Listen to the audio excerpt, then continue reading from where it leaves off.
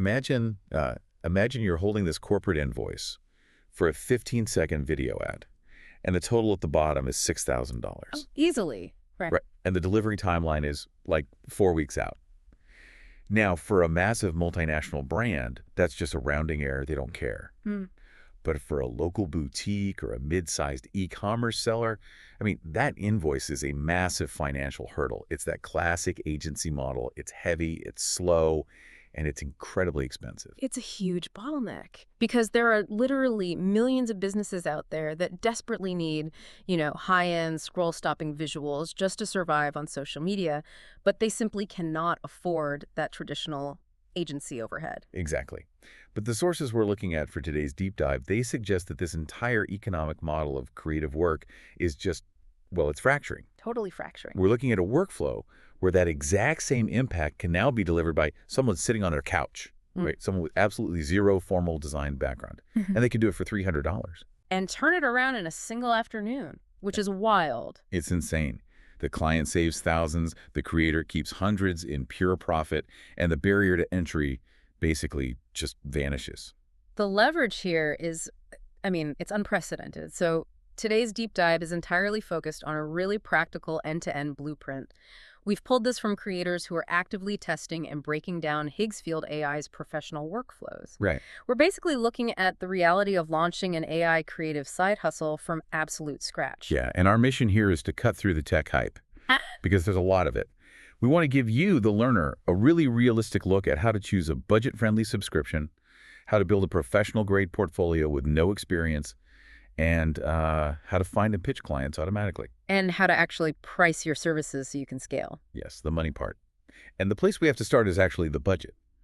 Because diving blindly into AI subscriptions is just a fantastic way to drain your wallet if you don't understand the underlying math. Oh, absolutely. The hidden trap for beginners usually revolves around compute power.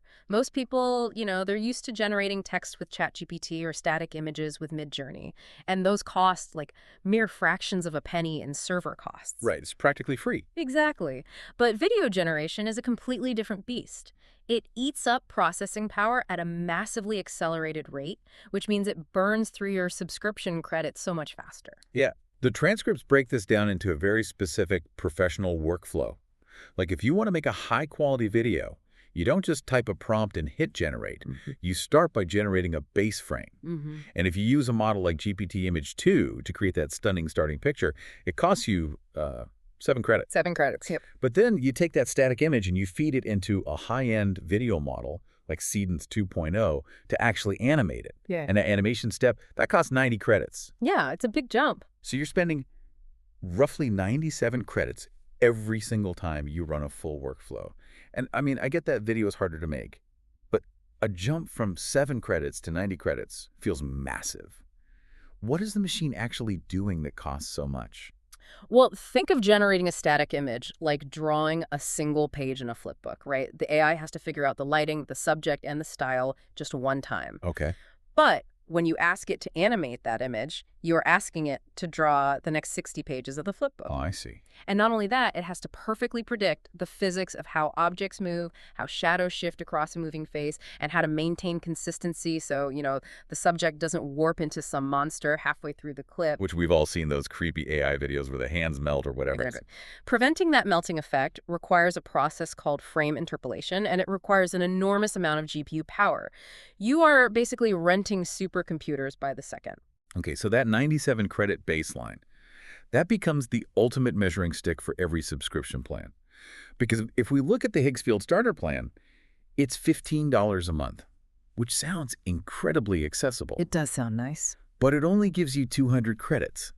200 divided by 97 is literally 2 full video workflows for the entire month. Yeah.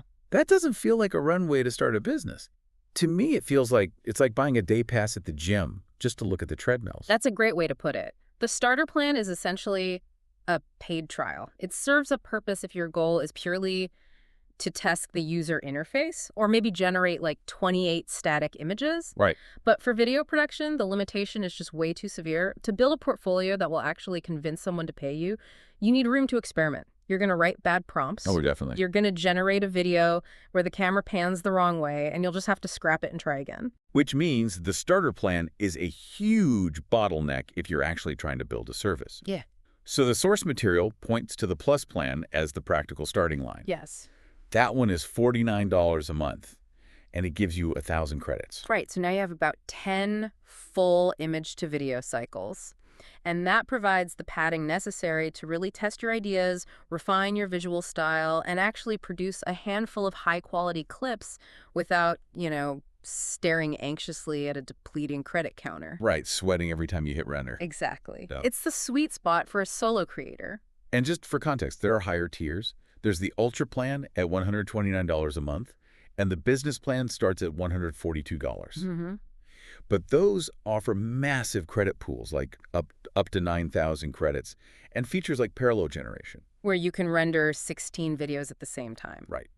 But as a beginner, you don't need parallel generation yet. You don't buy the factory before you've sold your first widget. Exactly. The Plus plan gives you the necessary tools without overwhelming your overhead. Okay, so you've got the Plus plan. You have your 1,000 credits. But 1,000 credits is totally useless if you don't have anything to show a prospective client. True. The very first question any business owner will ask is, can I see your previous work? So we run into this paradox. How do you build a high-end portfolio when you have zero design experience and literally no previous clients? This is where it gets really clever. The workflow relies on bridging different AI tools together. Yeah. The sources detail a setup where you connect Claude, which is a highly advanced large language model, directly to the Higgsfield system using a custom connector. Okay, wait. The phrase custom connector sounds like magic tech jargon to me. Am I writing code to make these two systems talk to each other? No code is required at all. Think of a custom connector as just a digital translator. Claude is brilliant at logic, narrative, and understanding conversational English, but Higgsfield is brilliant at manipulating pixels.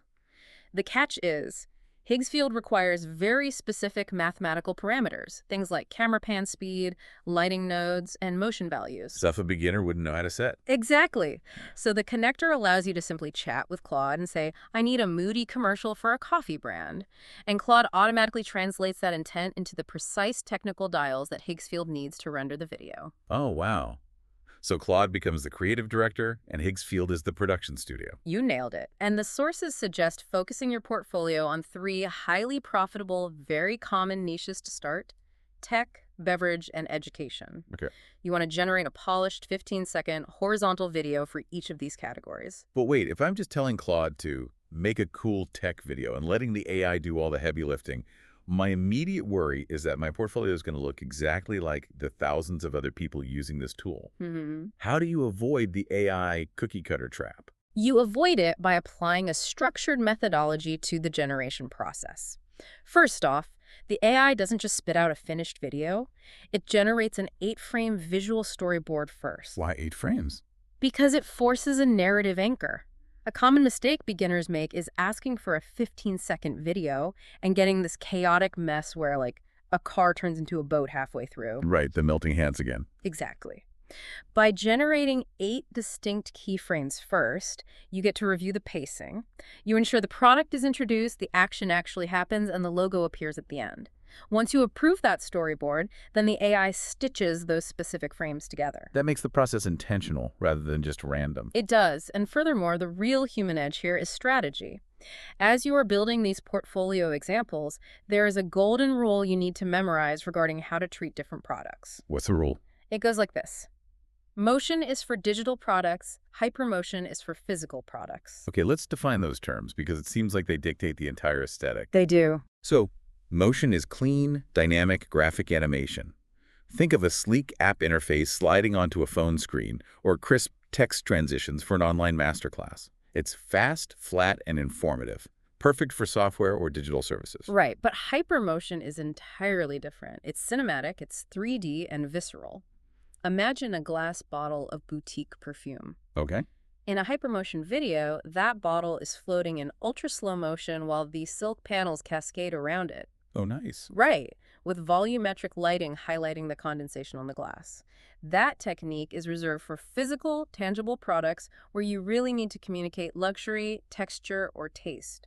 So knowing the difference between motion and hypermotion, that is the application of taste. That's what separates you from someone just mashing the generate button, hoping for the best. Exactly. And the sources point out an even bigger unfair advantage that this technology unlocks: variations. Yes, the variations are where the traditional agency model truly struggles. Historically, if an agency took 80 hours to model, light, and render one highly produced 3D video ad for a sparkling water brand, that was a massive undertaking. Phew. If the client then said, "This is great, now we need 10 variations for our different flavors. We need a strawberry version, a lime version, a peach version," all with different background environments for localized markets. Oh, the agency would freak out. Completely. That request would essentially require starting from scratch. It meant burning hundreds of hours of manual labor in software like After Effects or Cinema 4D. It's a logistical nightmare. But with this AI workflow, you just generate the master base video of the sparkling water can. And to get the variations, you simply adjust the text prompt. You swap the color palette from lime green to peach pink. You swap the background environment from a sunny beach to a snowy mountain peak. Yep. And the AI retains the physical motion and the camera angles, but just re-renders the aesthetic variations in a matter of minutes.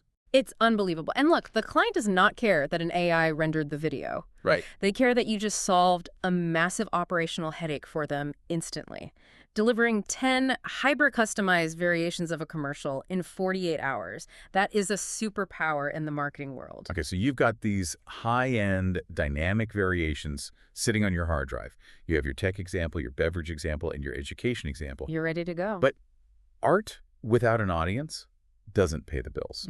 A beautiful portfolio is totally useless if nobody knows you exist. So how is a beginner supposed to actually find clients without cold calling or spending thousands of dollars on their own ads? This is exactly where creative people usually freeze up, the shift from creation to distribution. But the beauty of the system outlined in the transcripts is that the client hunt can be heavily automated. Really? Yeah, you essentially deploy an AI agent to do the prospecting for you, and the sources highlight 3 specific targets you should aim for. Okay, let's go through them. Target 1 is local search via Google Maps. You're looking for active physical businesses in your area, so restaurants, boutique fitness gyms, independent coffee shops. Right. And then target 2 is highly specific. Kickstarter campaigns that are currently between 10% and 50% funded. Now, that specific range jumped out at me. Why are we ignoring campaigns that are fully funded or campaigns that just launched and have $0? It's all about identifying the perfect intersection of need and budget. Yeah. If a campaign has 0 funding, they have no market validation. The product might be terrible, and they likely have no cash to pay you anyway. Makes sense. On the other end, if a campaign has blown past its goal and raised $2 million, they almost certainly already have an established in-house marketing team or a traditional agency on retainer. They do not need you. But that 10 to 50% middle ground, that is the sweet spot. Precisely. Those businesses have proven there is demand for their product, but they are stuck. They desperately need clear, high-converting explainer videos to push them over the finish line. Right. But they cannot afford a $50,000 agency contract to get there. You become their perfect, budget-friendly solution. I love that. And then target 3 is Amazon and Shopify sellers. These are established businesses with active cash flow, yet a shocking number of them still rely on basic, boring photos against a white background. It's crazy how common that is. It is. So you can swoop in and offer them a hypermotion video that makes their $20 gadget look like a premium lifestyle product. But finding the target is only half the battle. How are we actually contacting them? Well, the workflow utilizes an AI skill paired with a Gmail connector. You basically provide the AI with your target parameters, for example, mid-level technology Kickstarter campaigns. Right. And then the AI acts autonomously. It scrapes the platforms to find the campaigns, but it doesn't just grab generic info at buy or support at email addresses. Right, because those just go to a black hole. It actively cross-references domain registries in LinkedIn to find the verified emails of the actual owners and marketing managers. Exactly. And it even pings the email servers to verify the inboxes are active, so it drops any dead accounts, ensuring your sender reputation doesn't get ruined by bounce backs. That's incredibly smart. And finally, it drafts personalized outreach pitches based on the context of their specific campaign page and queues them up in your Gmail ready to send. So in the source experiment we looked at, the AI scraped 200 verified emails and sent 200 personalized pitches in about 2 minutes. 2 minutes. The efficiency is just staggering. But let's inject a little reality here, because this sounds almost too perfect. The robotic intern sends 200 emails. The machine did its job perfectly. But what happens when real humans actually reply? Right. How do you handle the real-world business friction that the AI can't magically wish away? Yeah, the data from the sources is very grounding on this point. Okay. Out of those 200 automated cold emails, 16 people replied, 7 were interested enough to discuss pricing, and ultimately 5 actually paid for a video. 5 out of 200. That's a 2.5% conversion rate, which sounds low until you realize that in the world of totally cold outbound sales, 2.5% is actually a very solid baseline. It's very solid. But what about the friction with those 5 people? I mean, they aren't robots. Oh, the friction is the true test of the entrepreneur. The AI gets you a seat at the table, but you still have to manage the human beings. Yep.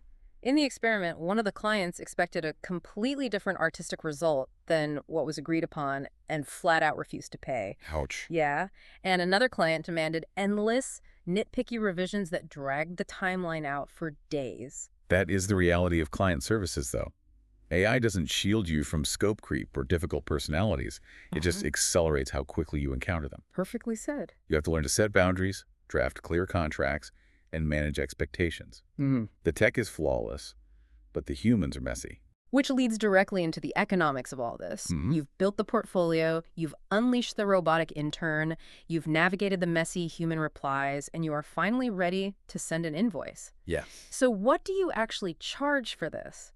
And how do you turn it from a side hustle into a scalable business? Well, the current average market rate for a high-quality short-form motion video starts around $300. But the strategy for an absolute beginner doing cold outreach is to drop that slightly to build momentum. You might pitch them at $200 or $280. You want the price to be so accessible that saying yes is an absolute no-brainer for the client. Right. So let's analyze the raw math from the creators' experiment. They tracked roughly 5 hours of total active work. Okay. That includes setting up the AI parameters, reviewing the outreach emails, chatting with the clients who replied, and generating the final approved videos. Those 5 hours yielded $1,280 in gross revenue. But we have to subtract the overhead to get the real picture. So to generate the base frames, run the animations, and provide the variations, they burned through nearly 6,000 credits. And that required spending about $250 on subscription costs across the month. Right. So the gross revenue of $1,280 minus the $250 in overhead leaves a net profit of $1,030. $1,000 in pure profit for 5 hours of active work. I mean, that translates to over $200 an hour as an absolute beginner. It's amazing. But I have to ask about the psychological barrier here, the imposter syndrome. Oh, sure. If it only took you a few hours of active work and the AI generated the actual video file in literally minutes, aren't clients going to feel cheated paying $300? Like, won't they feel like you didn't suffer enough for the money? That is a fundamental mindset shift that every successful freelancer has to make. You must reframe the concept of value. The client is not paying you an hourly wage to sit in a chair and click a mouse. They are paying you for the final asset and the business result that asset drives. They're buying the outcome, not your sweat. Exactly. Think back to the scenario we opened with. A traditional agency would charge them $6,000 and make them wait 4 weeks for that exact same video. Right. By using AI to deliver an incredible high-converting commercial for $300 in 3 days, you are handing that business a massive win. You solve their problem faster and cheaper than anyone else in the market. Yeah, that makes sense.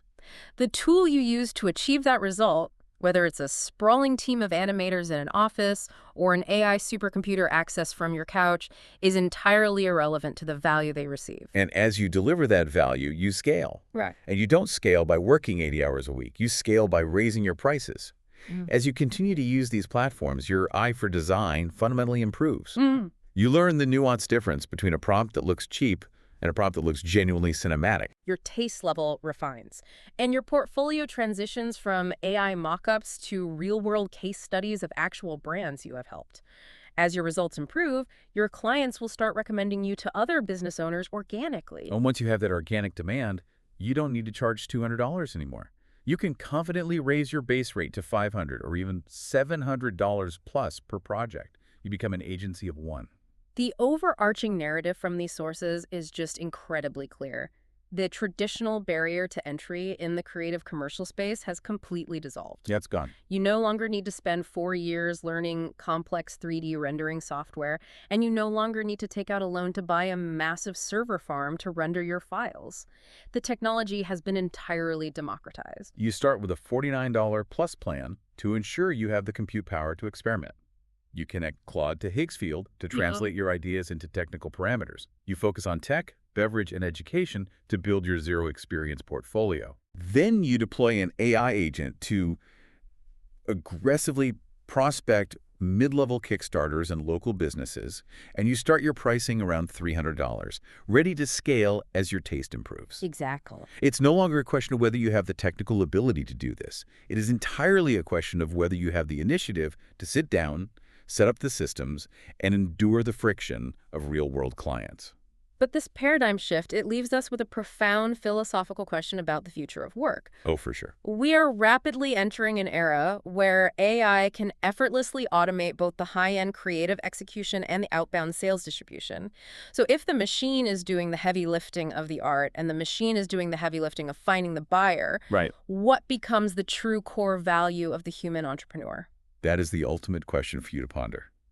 If hard technical skills are no longer the bottleneck, maybe the business of tomorrow is purely about curation. Maybe your only real value in the future economy will be having incredibly good taste, knowing exactly what a specific audience desires, and having the courage to hit send. The massive, expensive agency hasn't disappeared. It is simply being compressed into software that fits inside your laptop. Totally. The only remaining variable is whether you are going to be the one sending the invoice.